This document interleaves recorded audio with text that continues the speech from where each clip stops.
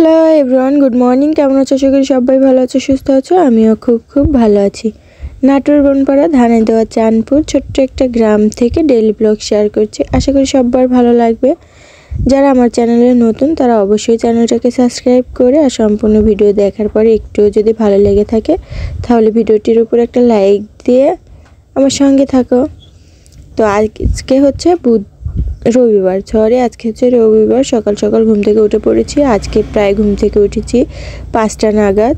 তো ফার্স্টেই একবার ভ্যানে নিয়ে হচ্ছে মালামাল নিয়ে গিয়েছিল। তো আমাদের হচ্ছে বস্তাগুলো নিতে একটু দেরি হয়েছে, তার জন্য একটু হালকা রোদ উঠে গিয়েছে। তো এখন বাজে প্রায় 5:30 নাগাদ। তো বাড়ির মধ্যে যত রসুনের বস্তা, পেঁয়াজের বস্তা ছিল সমস্তটা একে একে বের করে নিচ্ছে। আজকে যেহেতু আমাদের এখানে বুধবার আর রবিবারের হাট, তো আজকে রবিবার যেহেতু, তো রবিবারে সকাল টাইমে রসুন পেঁয়াজ বিক্রি হয় আর বিকেলে ধান, ভুট্টা, গম এইসবগুলো বিক্রি হয়। তো যেহেতু আমাদের বিক্রি করার আছে হচ্ছে 5 মণ পেঁয়াজ আর 1 মণ রসুন, তো এগুলোই হচ্ছে নিয়ে যাচ্ছে। তো এখন যেহেতু সকালবেলায় নিয়ে যাবে, তো গামছা আর মোবাইলটা আমার হাতে ছিল সেটাও দিয়ে দিলাম। তো এরা চলে যাচ্ছে। আজকে যেহেতু হাটের দিন, তো সকালবেলায় অনেক টাকাও ইনকাম হয়ে যাবে। তো দরকার ছিল আসলে হচ্ছে এই সারের দোকানে হাল খাতা ছিল, তো ওনারা পাবে, তো ওনাদের দিতে হবে, পরিশোধ করতে হবে, ওই জন্যই এই জিনিসগুলো এখন বিক্রি করা। তো এখন তো রসুন পেঁয়াজের দাম খুব ভালো যাচ্ছে। পেঁয়াজ 2500 টাকা করে আর রসুন যাচ্ছে 7500 টাকা। তো আজকে কত বিক্রি করবে জানি না। বুধবারের হাটে বিক্রি করেছিল তো 7500 আর 2500 করে। তো আজকেও হয়তো এরকমই হবে। তো যাই হোক, ওইদিকে সবাইকে বের করে দিয়ে ওরা চলে গেল হাটে আর আমি বাড়ির মধ্যে চলে আসছি। যেহেতু রাত্রে বৃষ্টি হয়েছিল, ভালো বৃষ্টি হয়েছে। তবু একটা কথা কি, বৃষ্টি হচ্ছে, ওয়েদারটাও খুব সুন্দর। আমাদের বাড়িতে না পানির ব্যবস্থা এখনো হয়নি। সবাই আশায় আছে যে একটু বৃষ্টির পানি হলে দ্রুত বাড়িতে কলে, টিউবওয়েলে পানি উঠবে। তো এখনও টিউবওয়েলে পানি ওঠে না। লাস্ট পর্যায়ে দেখলে বুঝতে পারবে যে টিউবওয়েলের কী অবস্থা। এখনও রাত্রে খুব ভালোই পানি হয়েছে। আজকেও সারাদিন ওয়েদারটা খুব সুন্দর যাচ্ছে। তো ওই জন্য উঠানটা একটু নোংরাও হয়ে আছে, কাদো হয়ে আছে, আমি ধুইতেও পারছি না। একটু মোটর চালু করে দিয়ে সুন্দর করে যে উঠানটা ধুয়ে নেব সেটাও পারছি না। তো আর কয়েকটা দিন হয়তো ওয়েদারটা খুব সুন্দর আছে, বৃষ্টিও হবে, ঝড়ও উঠবে।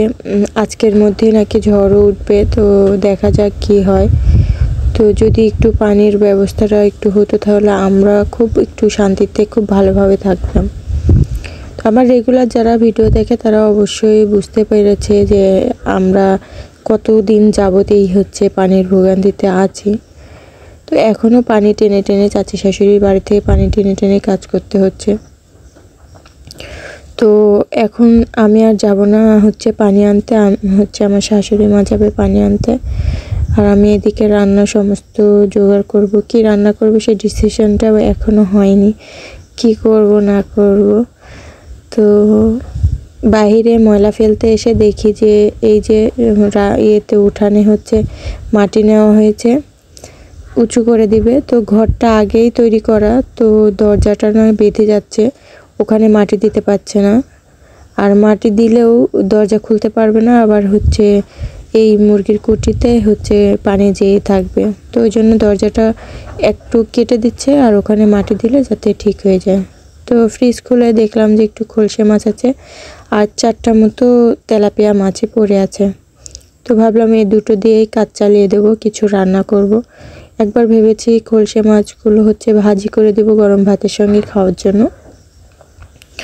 আবার রান্না করতে গিয়ে ডিসিশন হলো যে না, একটু রান্না করব। তো এই নিয়েই একটু, আর তেলাপিয়া মাছটা হচ্ছে আমার ননদ গতকালকে একটা ডিম বাগুন দিয়ে দিয়েছে, ডিম বেগুন বলে যেটাকে, সাদা মতো। ওটার নামই আমি শুনেছি ডিম বেগুন, জানি না ওর আসল নামটা কি না এটাই নাম। তো আমি যেটুকু শুনেছি সেটাই। তো ওই ডিম বেগুন দিয়ে আর হচ্ছে আলু দিয়ে আর একটা মিষ্টি কুমড়া ছিল একটু, ওই যে কালকে করেছিলাম, একটু রান্না করেছিলাম আর একটু ছিল, সেটুকুই দিয়ে দিলাম। দিয়ে একসঙ্গে একটু ওই তেলাপিয়া মাছ দিয়ে একটু তরকারি করব, আর ওই খলসে মাছগুলো চচ্চড়ি করব। আর এর ফাঁকে আমি একটু মশলা, গতকালকে আমার শাশুড়ি মাকে বলেছিলাম রসুন আর পেঁয়াজ ছিলে রাখতে। তো গ্রামের বাড়িতে তো সকাল টাইমে প্রচুর ব্যস্ত হয়ে যায়। তো ওই বাটা মশলা করে, মাছ ধুয়ে, সমস্ত কাটাকুটি করে, বাসি কাজ করে রান্না করতে অনেকটা দেরি হয়ে যায়। আর এদিকে 8টার মধ্যেই ভাত তরকারি সমস্তটা রেডি করতে হয়। তো ওই জন্য আজকে একটু বেশি পরিমাণে বাটা মশলা করেছি, করে ফ্রিজে রাখবো। ওটা তো আমার শ্বশুরমশাই পছন্দ করে না, তো একটু লুকিয়ে রাখবো। যদি শোনে যে বাটা মশলা ফ্রিজে রেখে সেটাই বের করে রান্না করছি, তাহলে বলবো এই জন্যই তো টেস্ট হয় না, এই জন্যই তো টেস্ট হয় না। আর না বললে তেমন কিছু আর বলে না। তো ওই জন্য একটু বেশি করেই বাটা মশলা করেছি, যাতে সকাল টাইমে অতটা আমার জুলুম না হয়। আর পাটাতে বাটা মশলা করতে তো অনেকটা সময় লেগে যায়। আর আমার শাশুড়ি মা ওই যে একটু পেঁয়াজ তেলে এরপর দিয়ে রান্না করতে পছন্দ করে। তো এখানে এসে আমার শাশুড়ি মায়েরই যেভাবে রান্না করে আমি সেভাবে ট্রাই করি। আমার বাপের বাড়িতে যেভাবে রান্না করে সেভাবে তো আমার ট্রাই করা হয় না, আর তাদের কাছে নাকি সেটা ভালোও লাগে না। তো ওই জন্য তারা যেটা খায় আমি সেটাই রান্না করে দিই। আমাদের মেয়েদের জীবনে যার যেটা চয়েস সেটাও তো বিয়ের পরের দিন থেকেই মানে সব স্যাক্রিফাইস করা শুরু হয়ে যায়। নিজেদের পছন্দ অপছন্দ, ভালো লাগা মন্দ লাগা সমস্তটাই ছেড়ে দিতে হয়। তো ওই তো সমস্ত রান্নাটাই আমি আমার শাশুড়ি মায়ের রান্নার মতো করে রান্না করতে চেষ্টা করি। তারা যেভাবে খায় সেভাবে রান্না করার চেষ্টা করি। তো এই যে এখানে তরকারিগুলো দিয়ে দিয়েছি, দিয়ে একটু কষিয়ে নিচ্ছি। মাছটা ভাজলাম না, আজকে টাটকা মাছই ছিল। আর আমার শাশুড়ি মায়েরা ভাজা মাছ নাকি একটু লাগে, কেমন যেন লাগে বলে। তো আমি সেইভাবে একটু মাছ না ভেজে কষিয়ে যেমনভাবে আমাকে শিখিয়েছে আমি সেভাবেই রান্না করার চেষ্টা করি। তো এই তরকারিটা কষানোর পরে ওইদিকে সাইডে ওই যে ভাতটাও দিয়ে দিয়েছে। তো চাউলটা একটু বেশি পরিমাণে হয়ে গিয়েছে, তার কারণ আমি যে পরিমাণ নিয়েছি সে পরিমাণে ঠিক ছিল, কিন্তু পরে যে এটা আনবে আমি বুঝতে পারিনি। তো এখানে ওই যে মাছটা দিয়ে দিয়েছি। এখন 2 মিনিট মতো একটু কষিয়ে নেব, কষিয়ে তারপরে হালকা পানি দিয়ে ঝোল দিয়ে এই যে রান্না করব। এই তো এই যে ভাতটার কারণ বেশি হয়েছে, তার কারণ আমি জানতাম না যে পরোটা নিয়ে আসবে। তো এখানে 2 প্যাকেট ডাল নিয়েছে পলি ব্যাগে, আর এই যে পরোটা নিয়ে আসছে। তো ওটা সবাই মিলে একসঙ্গে খাওয়া দাওয়া করলাম। পরোটাটা নিয়ে আসার কারণে এখন যেহেতু হালকা নাস্তা হয়ে গেল, আর পরে কেউ খাবে না। তো ওইদিকে ওই যে তরকারিটা নামিয়ে সমস্তটা ওখানে রেডি করে রেখে, এখন যেহেতু খাবে না সবাই টিউবওয়েলের মেরামত করতে লেগেছে।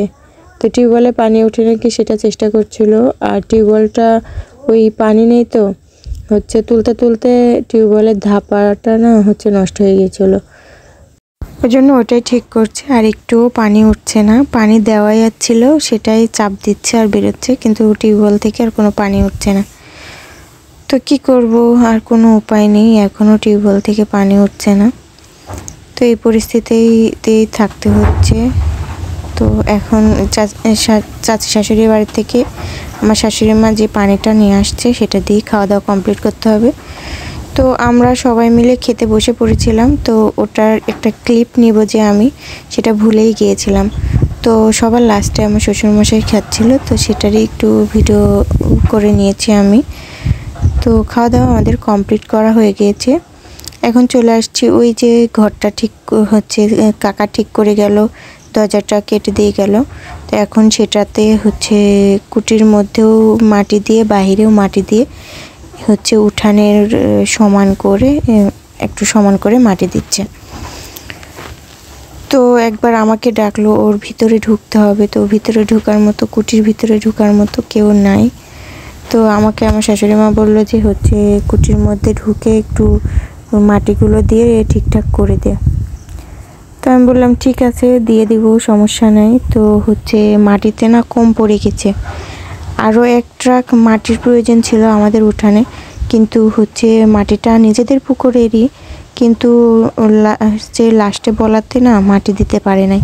তো শুরুর থেকে যখন পুকুর কাটছিল তখনই মাটির যদি চাইতাম তাহলে কিন্তু প্রচুর পরিমাণে মাটি নিতে পারতাম। তো এমন সময় মাটির কথা বলা হয়েছে যাতে যে সময় মাটিটা বিক্রি করা অলরেডি কমপ্লিট, আর যেটুকু মাটি আছে ওইটুকু মাটি দিয়ে পার বেঁধে দিবে।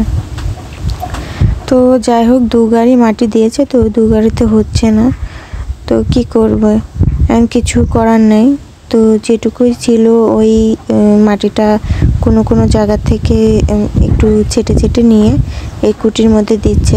তো লাস্ট পর্যায়ে হয় নাই, আমার শ্বশুরমশাই ওই আমাদের এই ঘরের পিছনে পুকুর, তো ওই পুকুরের পাড়ে যেহেতু ওই কিছুদিন আগে কাটা হয়েছে, তো ওখানেই মাটি ছিল, তো ওই মাটিটা হচ্ছে এনে দিয়েছিল। তো সেটাই কুটির মধ্যে দিয়ে সুন্দর করে আমি ঠিকঠাক করে বাইরে বের হয়ে চলে আসলাম। তো এই তো কুটিটাও আমাদের সমস্তটা কমপ্লিট করা হয়ে গেল। তো আজকের মতো ভিডিওটা এই পর্যন্তই। বাই, খোদা হাফেজ।